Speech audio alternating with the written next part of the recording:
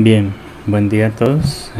Espero se encuentren bien cuando estén revisando este video. Voy a explicarles en este video entonces los elementos del EOQ que les decía en la clase anterior que era necesario revisar.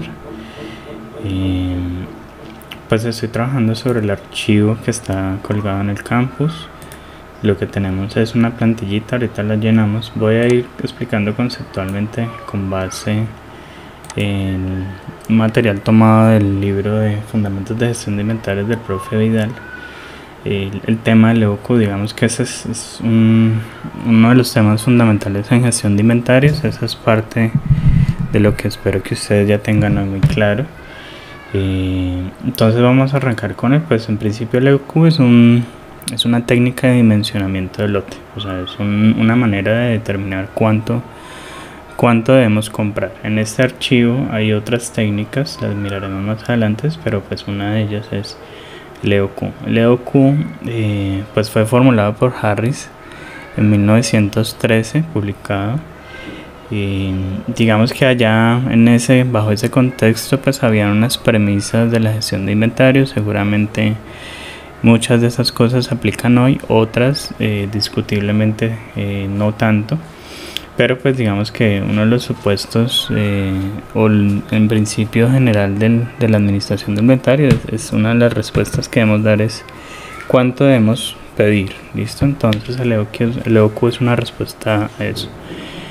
Economic Order Quantity, lo que buscamos entonces es una técnica para dimensionar cuál es la cantidad económica de pedido. El EOQ supone algunas cosas, eso es parte de lo que les preguntaba. Pues primero, el patrón de demanda es constante y conocido, o sea que él está desde sus inicios formulado suponiendo algo que hoy en la práctica difícil se da, que el patrón de demanda de un producto sea constante. Cabe aclarar que cada artículo que manejemos en nuestra organización, en nuestro inventario, pues es susceptible de hacer este cálculo. Esto lo vamos a manejar para productos individuales. Entonces supondríamos que es constante y además es conocida, es decir, no varía en el tiempo, pero también la conocemos previo a que se realice la demanda. Son dos elementos distintos, porque podría ser variable en el tiempo, pero hay certidumbre de esa variabilidad. No, en este caso es una demanda constante y conocida con certeza. No se consideran descuentos en los precios de compra. Digamos que esto es uno de los supuestos del EOQ básico. Sin embargo, en el libro también se desarrollan y seguramente ustedes lo van a ver pronto en otros cursos, el EOQ con descuentos y otro tipo de elementos. Bien, la cantidad de pedido no necesita ser un número entero o múltiplo de un entero. Digamos que esto es uno de los supuestos. Digamos que ahí tendríamos que establecer continuidad en las cantidades a pedir, es decir, nos pueden dar valores decimales. Lo que deberíamos es plantear a partir de ahí ya un escenario más realista. Si nuestro artículo no lo medimos por ejemplo en kilos o en una unidad de medida divisible, pues entonces tendríamos que tener en cuenta un redondeo para administrarlo. Ese redondeo implicaría pues que no sea el óptimo, pero por lo menos será cercano al óptimo. Listo. Todos los parámetros de costo son estacionarios, o sea que no varían a través del tiempo. Digamos que nosotros vamos a tomar un análisis, una ventana de tiempo anual. Supondríamos durante ese periodo de tiempo que pues los parámetros de costos asociados no se ven influenciados por el valor del dinero en el tiempo. Listo. El ítem se trata de forma independiente de otros ítems. Lo que decía, digamos que en este caso la metodología está planteada para que hagamos un análisis de manera individual, ¿sí? La tasa de reposición es infinita o los tiempos de reposición son iguales a cero. Digamos que eso es como se menciona, una capacidad de mi proveedor de reponerme infinitamente, y también en tiempo cero. Obviamente eso es algo que en la práctica no se da. Es decir, que yo suponga que yo le pido a mi proveedor y mi proveedor me lo trae de inmediato, no se da, hay un tiempo, pero pues el EOQ básico nace de estos supuestos. Entendemos también que la orden completa, es recibida cada vez que se ordena, o sea que no hay pedidos parciales, mi proveedor no me entrega parcialmente el inventario, sino lo que yo le pido me repone. ¿Listo?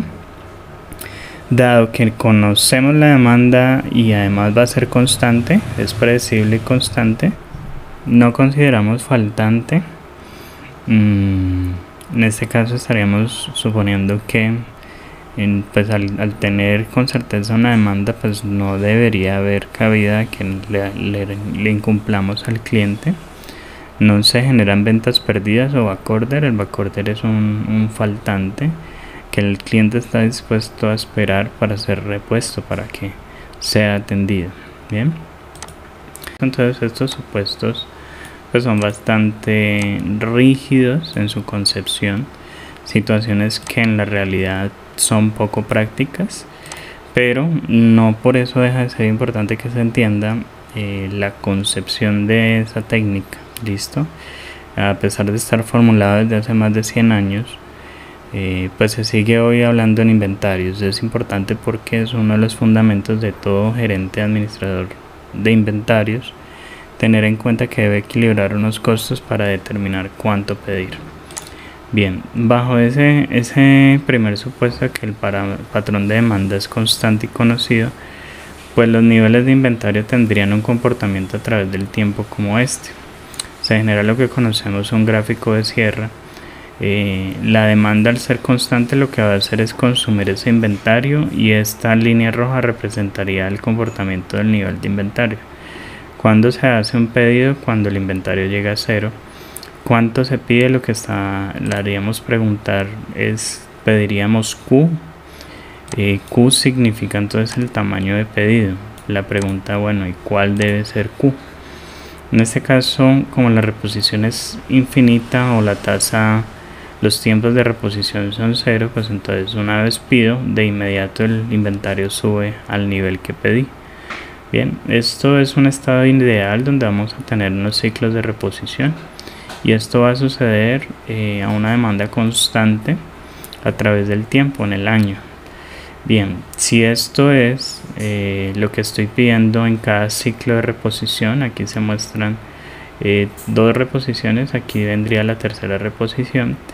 Si eso es lo que sucede en cada ciclo de reposición, pues entonces yo podría establecer el tiempo que transcurre entre los momentos en que se agota el inventario como la relación entre lo que yo pida y esa demanda anual. En este caso la demanda la vamos a tener en cuenta al año. Entonces, poniéndole unos números muy redondos, supondríamos que si yo pido 100 unidades para una demanda de 1200, pues tendría una situación donde Q sobre D, si este es Q y esta es mi demanda, dividir 100 entre 1200 me implicaría el tiempo que transcurre entre los pedidos sucesivos. Este tiempo que está acá, ese valor que me está dando ahí en el ejemplo, está representado en años. ¿Por qué? Porque la demanda que estamos colocando aquí es anual. O sea que yo evalúo el comportamiento a través del tiempo con base en una ventana de análisis de un año. Me estaría diciendo que cada punto 0.83 años hago un pedido, o por ejemplo, si yo multiplico eso por 365 días, que es el que supongo iría dentro del año, pues me diría que aproximadamente cada mes, cada 30 días, estaríamos haciendo un pedido. Bien, entonces esta situación es muy básica, supone unos elementos constantes, pero son bastante importantes para el tema de gestión de inventario. De lo que necesitamos aquí no solamente es preguntarnos cuánto, sino cuándo es el momento en una situación donde mi proveedor no se demora nada en traerme y mi cliente me demanda constantemente un producto, pues yo puedo dejar caer el inventario a cero. La lógica de la gestión de inventario es responder a dos preguntas: ¿cuál es la cantidad a pedir y cuándo? ¿Cuándo es el momento adecuado de pedir? Bien, Entonces, si esta es la situación, tendríamos que cada mes haríamos un pedido. Cada mes, sí, pero este 30 es cada 30 días, cada mes. Haríamos un pedido para una demanda anual de 1200 y una cantidad a pedir de 1000. La pregunta entonces es, ¿cómo debemos establecer ese Q? Ese Q es digamos, un equilibrio de costos. ¿Cuál es el valor adecuado? Digamos que esa es la parte que nos responde la técnica de dimensionamiento de lote, que es el EOQ. Entonces el costo total relevante, que es un valor en pesos al año, es aquel elemento que nos permite construir o balancear, medir los costos para determinar el tamaño del lote. El costo total relevante en principio tiene dos componentes, es el costo de mantener y el costo de ordenar. Vamos a establecer unos elementos asociados al inventario: A como el costo de hacer una orden en pesos por orden, Q como la cantidad de ordenar en cada ciclo de reposición, B el valor unitario del ítem en pesos por unidad. Este podría ser el costo de adquisición del producto, o podría ser el costo de transformación en el caso de tener un escenario de fabricación con algunos ajustes. Pero al final esto es lo que le cuesta a la empresa el ítem, no el valor del precio de venta al que se lo va a vender al cliente, no. Lo que necesitamos es establecer lo que me costó y balancear lo que me costó. Ya si yo lo vendo a un precio, porque esto se confunde con que es el precio de venta, no, ese es el valor de costo del ítem. Esta tasa R está asociada a una información de lo que me cuesta mantener los inventarios en bodegas. Por ejemplo, dentro de la tasa R están elementos como el costo de capital, como los arrendamientos, como los seguros, en situaciones y costos asociados a poder tener una instalación física que guarde el inventario. Entonces esta tasa R también es importante de valorar en términos de incluso conocer cuál es el costo de capital ponderado de los inversionistas dueños de la empresa, porque al final el inventario es una inversión, es un costo, le está costando capital, podría llevar ese dinero a invertirlo en otro lugar, pero lo está decidiendo invertir en un inventario. Bien, al final tenemos entonces la demanda del ítem en unidades al año. Para poder establecer esa relación se hace la evaluación en unidades al año. Costo total relevante, digamos, incluyen varios elementos: costo de la compra de producción, costo de ordenar, preparación de alistamientos, setups, perdón, este iría hasta aquí, mantenimiento del inventario. Aquí vamos a tener en cuenta estos elementos. Por ejemplo, en el caso de una situación, una planta de manufactura, pues el setup haría parte de mi costo de ordenar, el alistamiento en las máquinas. No vamos a considerar en esta situación, en este análisis, los costos por faltante, otros costos de controlar el sistema y costos asociados, por ejemplo, a la planeación y programación de la producción. Listo. Entonces, el costo total relevante, teniendo en cuenta estos tres elementos, pues vamos a mirar primero por componentes el costo de ordenar. El gráfico de Sierra que está acá pues plantea una situación, y es que ese comportamiento es repetitivo. Como es repetitivo, pues lo voy a extraer ahí, voy a extraer un triangulito de esos para hacer el análisis. Si Q es el tamaño de lo que pedimos y Q sobre D ya sabemos que es el tiempo que transcurre entre pedidos sucesivos, entonces quiero saber cuánto me costaría ordenar durante el año. En este caso, la relación inversa D sobre Q me implicaría cuántas veces estoy haciendo pedidos en el año. Entonces, por ejemplo, en este caso, si hago el inverso de Q sobre D, que era este valor, me estaría diciendo que hice o voy a hacer 12 pedidos por los datos de ejemplo que puse, 12 pedidos en el año. Si eso es así, entonces el costo de emitir una orden es lo que me cuesta por parámetro fijo ordenar, que es A, ese es el costo de la orden, costo de ordenar por la cantidad de veces que estamos haciendo pedidos en el año, que sería D sobre Q. Digamos que este es el primer componente del costo total relevante bajo estos supuestos, suponiendo que no tenemos estos otros costos en nuestro sistema de inventario y además que la demanda es constante. Bajo esos supuestos tendríamos que el costo de ordenar, es A veces cuántas veces estoy haciendo pedidos. Este sería el número de veces que hago pedidos en el año, por lo que me cuesta por pedido o por orden ejecutar una orden, solicitar eso a mi proveedor. Bien, entonces vamos a mirar el otro componente, el costo de mantener. El costo de mantener está asociado a lo que en promedio cuánto inventario vamos a mantener. Entonces la pregunta es, bueno, ¿cuál sería el inventario en promedio que vamos a mantener durante el año? Toma en cuenta el mismo triángulo de la gráfica. Entonces en general yo puedo definir el inventario promedio de un producto, es digamos la integral de la función de inventario a través del tiempo dividido la diferencia en el tiempo. Yo quiero medir cuánto inventario hay entre el tiempo T1 y el tiempo T2. Esta expresión me ayudaría a encontrar el inventario promedio. De lo difícil de esta, digamos, en la práctica es encontrar cuál es la función que representa el comportamiento del inventario.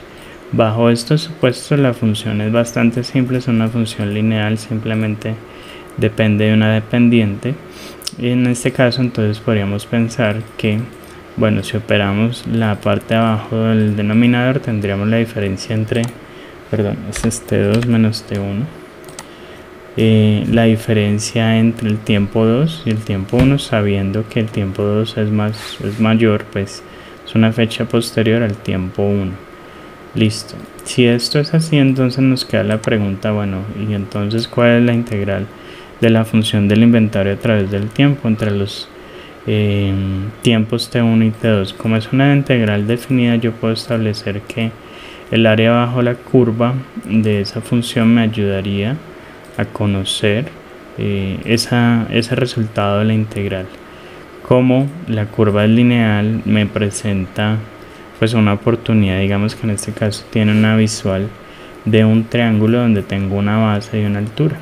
Entonces para resolver la integral puedo sacar el área bajo la curva, en este caso es un triángulo, entonces el área bajo esa curva va a ser, pues como toda área de un triángulo tenemos base por altura sobre 2 y eso es igual a la parte de arriba de mi integral. En este caso tenemos que la base es el tiempo que transcurre entre pedidos, o sea Q sobre D, esa es mi base, y la altura, pues la altura sería Q, cuánto es lo que yo voy a pedir. Como el área del triángulo es base por altura sobre 2, pues dividimos entre 2. Al final, operando esta expresión, me encuentro con que el área de ese triángulo se puede expresar de esta manera: Q cuadrado sobre 2D. Esa sería la parte de arriba del inventario promedio. Entonces puedo establecer entonces que ya voy operando el inventario y necesito simplemente dividirlo entre lo que es la diferencia de tiempo entre el momento T2 y el momento T1. Entonces tenemos el área y la diferencia del tiempo, que pena otra vez ahí, entre el momento T2 y el momento T1 está asociado a pues Q sobre D, que ya sé que ese es el tiempo que transcurre. Cuando opero, despejo, reviso las expresiones, me queda que el inventario promedio en esta situación bajo demanda constante, con todos los supuestos que hemos venido hablando, pues es Q medios. Bien, se puede aproximar a Q medios. Entonces, en promedio durante el año, dependiendo de los ciclos de reposición, al final este ciclo, como es repetitivo y en cada ciclo va a tener el mismo inventario promedio, pues al final puedo decir que en el año voy a tener este valor Q medios. Bien, ese inventario promedio me ayudará a establecer el costo de mantener. Todavía no he llegado al costo de mantener, pero el costo de mantener me dice que es entonces el valor de inventario promedio, que ya sabemos que es Q medios, por el valor del ítem por la tasa de mantener inventario durante el año. Entonces ese costo de mantener pues quedaría así, como Q medios por B por R. Ese sería el segundo término del costo total relevante. Al final nuestro costo total relevante queda aquí. Este sería el costo de ordenar, este es el costo de mantener, bajo todos los supuestos que hemos planteado. Entonces la pregunta sería, entonces, ¿cuál es el valor de Q que hace que el costo total relevante al año sea el mínimo? ¿Cuál es el valor de Q? ¿Por qué me pregunto por Q? Porque en este caso A es un parámetro que conozco, D lo conozco con certeza, valor del ítem y tasa también. Lo que desconozco de esta expresión es cuál es el valor de Q que puedo utilizar de tal manera que el costo total relevante sea mínimo. Entonces para conocer esto pues vamos a plantear esta expresión. Aquí lo que tenemos es que voy a probar sobre la función del costo total relevante de distintos valores de Q. Lo que yo alcanzo a reconocer es que, por ejemplo, en la medida en que yo pida una cantidad de unidades más grande, el costo de mantener, que ya sabemos que es Q por B por R dividido 2, se hace más grande. Es decir, si yo en mi inventario yo le pido más a mi proveedor, necesito una bodega más grande y eso al final me va a costar más. Habría una ventaja de pedir un poco más. En la medida en que yo pida un volumen de inventario más alto, en la medida en que Q sea más grande por cómo está definido el costo de ordenar, tendría que este componente es decreciente, es decir, como está en el denominador, en la medida que Q sea más alto, pues este valor sea más bajo. Y esto tiene un sentido, porque si yo pido una cantidad grande que me dure para todo el año, pues significaría que no tengo que volver a pedir sino hasta dentro de un año. En cambio, si yo pido cada mes, pues asumo ese costo de ordenar 12 veces, como lo vimos en la situación del ejemplo. Entonces ahí hay un contraste en que en la medida en que el Q sea más grande, pues mi costo de ordenar esta curva azul, el costo de reponer el inventario, es decreciente. No quiere decir que sea cero, tiende a cero, pero pues podríamos pensar que me interesa pedir una cantidad más alta por el lado de costo de ordenar, pero eso genera una desventaja, un conflicto por el lado del costo de mantener, porque en la medida en que Q sea más alto, pues el costo de mantener va a ser más alto. Entonces esta curva que está acá la represento aquí con un ejemplo. Yo tengo aquí unos datos de un producto en particular, tengo un valor del ítem, tengo una demanda, tengo una tasa R y tengo un costo de ordenar. Todo lo que tenemos aquí es pues básicamente esa expresión del costo total relevante dividida en su costo de ordenar. Este es A por D sobre Q.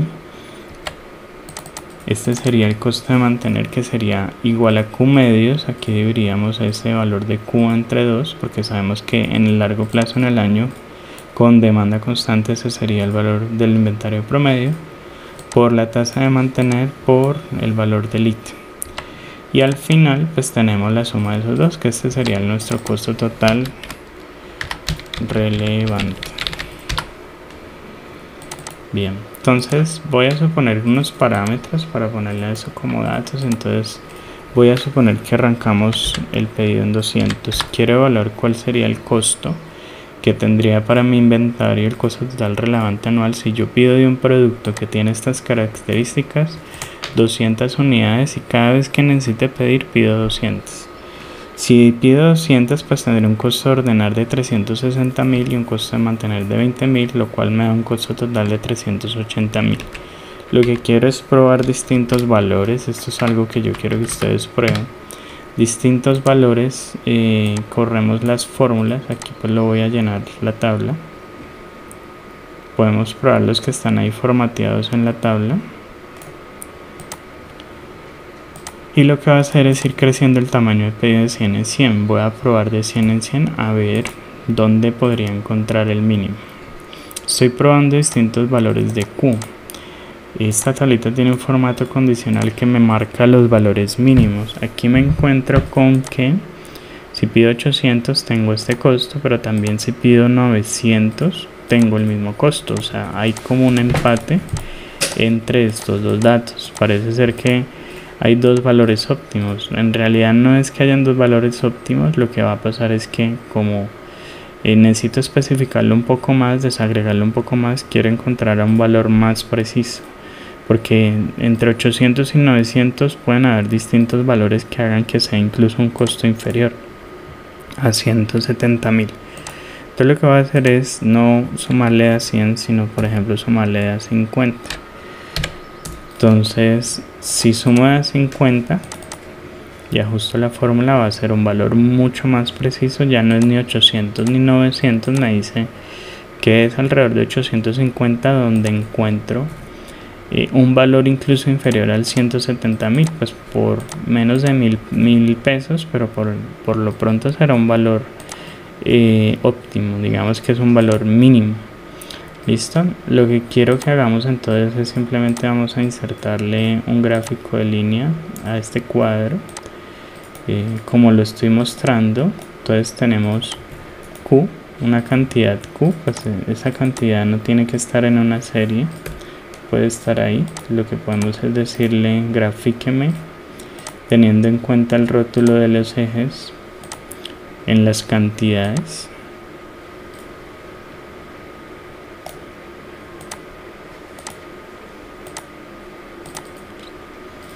Y entonces ahorita sí sería un poco más claro. Este es el mismo gráfico que estamos mostrando, pero evaluando distintos valores de Q.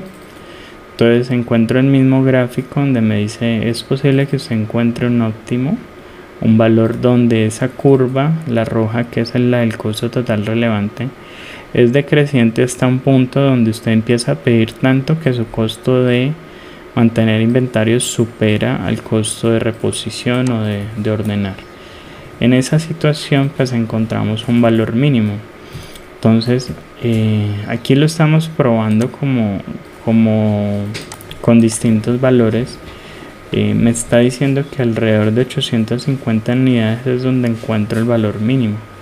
Puede ser que entonces quiero ser más preciso, entonces vamos a evaluar a 30 unidades haciendo cambios a 30, a ver si él me ayuda y me indica ya no es 850 sino entonces es un poquito más, 860, porque hice una escala distinta. Entonces el mínimo se encuentra mucho más preciso en otro punto. El objetivo no es hacer pues pruebas de valores de Q para determinar el costo. Al final me doy cuenta que el costo total relevante es una función no lineal. En este caso me interesa conocer el valor mínimo. Entonces cuando tengo ese tipo de funciones puedo utilizar el criterio de la primera derivada para encontrar ese mínimo relativo. Entonces ahí es donde el EOQ plantea en su función de costo total relevante, que es encontrado a partir de la derivada con respecto a Q. Entonces la función la conocemos, es la función de costo total relevante. Tenemos los elementos, ya lo desagregamos, sabemos que es esta. Lo que quiero es derivar esa función con respecto a Q para encontrar el valor mínimo. Entonces es un mínimo relativo, pues al final es una función que puede hacer tener un solo mínimo, un único valor mínimo. Entonces poder hacer la derivada con respecto a Q, esa derivada la igualo a 0 y despejo para encontrar cuál es el valor del parámetro que estoy cambiando que hace mínimo a la función. En este caso pues ahí voy despejando y encuentro que me queda esta expresión. Esta es la que conocemos o la que ustedes se aprenden, pero al final quiero que se entienda de dónde sale. ¿Por qué debemos derivar la función de costo total relevante? Porque necesitamos encontrar el punto mínimo de la curva. En esa primera derivada es donde tenemos el valor óptimo del EOQ. No necesariamente implica que sea donde se cruzan el costo de mantener con el costo de reposición, pero es aproximadamente ese valor. Entonces este Q, que es el Q óptimo, es el que conocemos como tamaño de lote económico o el Economic Order Quantity, que se formuló en Harrison. Ellos hicieron esa expresión que estamos mostrando acá, este desarrollo matemático para encontrar con base en unos supuestos cuál es el tamaño del lote pedido económico. Entonces claro, si ya este valor implica pues una expresión, no necesito probar valores, ¿Qué es lo que estoy haciendo para obtener esta gráfica? Si no puedo plantear pues cuál es mi EOQ. Entonces ya sé que la raíz de 2 veces el valor de A por la demanda anual, es importante que ese valor de demanda sea anual, dividido el valor del ítem, no voy a poner entre paréntesis, valor del ítem por la tasa R de mantener inventario. Cierro la raíz y me estaría indicando pues que el valor es 849, incluso 49.5. Esto es parte de los supuestos que planteamos al inicio, que supone, ¿dónde está? La cantidad de pedido no necesita ser un número entero o múltiplo de un entero. Entonces cuando eso se da, cuando esa restricción es libre, pues yo puedo usar el EOQ y pues es posible que me encuentre con resultados como estos, que el óptimo es pedir 848 unidades, .5, bueno, varios decimales hacia abajo. Entonces pues la tabla me da un valor aproximado, pero lo que yo haría a partir de la ecuación es encontrar el valor de manera más precisa. ¿Listo? Bien, este es el desarrollo que quiero que ustedes hagan. Estas otras políticas de dimensionamiento de lote las podemos ver más adelante, pero digamos que este desarrollo que espero esté muy claro, en principio parte de una necesidad de decir, bueno, en inventarios, ¿cuánto necesito pedir? No sé exactamente cuál es el valor adecuado. El EOQ es una propuesta de ese valor adecuado, donde equilibrio costos de ordenar y de mantener. Muchas personas discuten, sobre todo hoy en día, el costo de ordenar.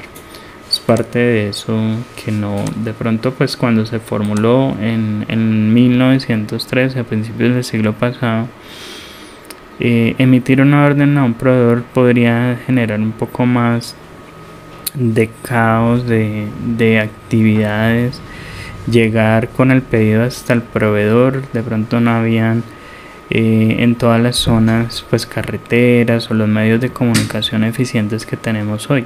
Entonces este costo de ordenar, digamos, históricamente era mucho más relevante hace muchos años. Hoy podemos emitir una orden a un proveedor en línea, casi que ni siquiera tenemos que revisar el pedido, sino un mismo sistema de manera automática lo puede hacer en cuestión de unos segundos. Entonces ese costo de ordenar pues es de lo que más se discute hoy, pero sin embargo no quiere decir que no sea importante por lo menos la concepción de equilibrar dos elementos de costo de ordenar y mantener, cuál sea el valor de A, que siempre será discutible. Pues al final nos interesa al menos tener una técnica que nos ayude a encontrar un valor más adecuado a pedir. De esta manera minimizaría los costos que tengo en mi situación logística. Bien, con eso los dejo. Mañana revisamos pues ya como tal el contenido del curso. Eso es algo que espero que ustedes de ahora en adelante lo tengan muy claro. Miren que es un desarrollo a partir de unos supuestos. El EOQ básico tiene estos supuestos, pero hay derivados de ese EOQ que también eventualmente ustedes van a revisar en su formación profesional. Gracias.